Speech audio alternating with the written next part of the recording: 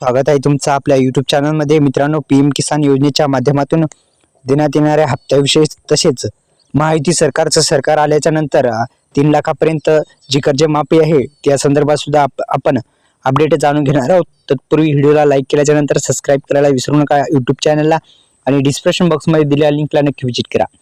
मित्रांनो, पीएम किसान महासन्मान निधी तसेच नमो शेतकरी महासन्मान निधी योजना ही केंद्र आणि राज्यातून राबवली जाणारी ह्या योजना या योजनेच्या माध्यमातून आतापर्यंत 18 हप्ते पीएम किसान योजनेचे आणि 5 हप्ते जे आहेत ते नमो शेतकरी महासन्मान निधी योजनेचे एकंदरीत टाकण्यात आलेले आहेत।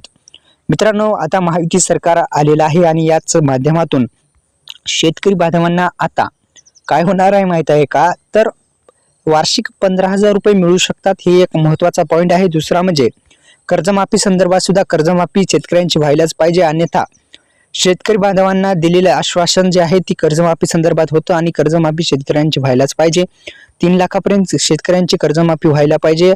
शेतकरी बांधव प्रतीक्षेत आहेत, अनेक शेतकरी बांधव कर्जमाफीच्या प्रतीक्षेत आहेत, कारण की अनेक दिवसापासून शेतकरी बांधवांना जे कर्जमाफी संदर्भात घोषणा केली तेव्हापासून शेतकरी बांधव वाट पाहत आहेत की कधी आमची कर्जमाफी होईल।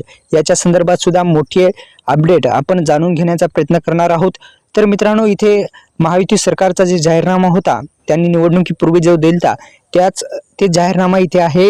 तर लाडक्या बहिणी हप्त्यासंदर्भात सुद्धा जे आहेत ते 1,500हून 2,100 रुपये करणार असं सांगितलं होतं आणि शेतकऱ्यांना बांधवांना सुद्धा 3 लाखापर्यंत कर्जमाफी आणि दुसरं म्हणजे पीएम किसान नमो शेतकरी योजनेचा 15,000 रुपये वार्षिक, अशा पद्धतीचे 2-3 असे पॉइंट जे आहेत ते हायलाइट आहेत, कारण की शेतकऱ्यांसाठी आणि लाडक्या बहिणींसाठी हे 3 पॉइंट जे आहेत ते निर्णय जे आहेत ते लवकरात लवकर लागू केले पाहिजे अशी आशा आहे।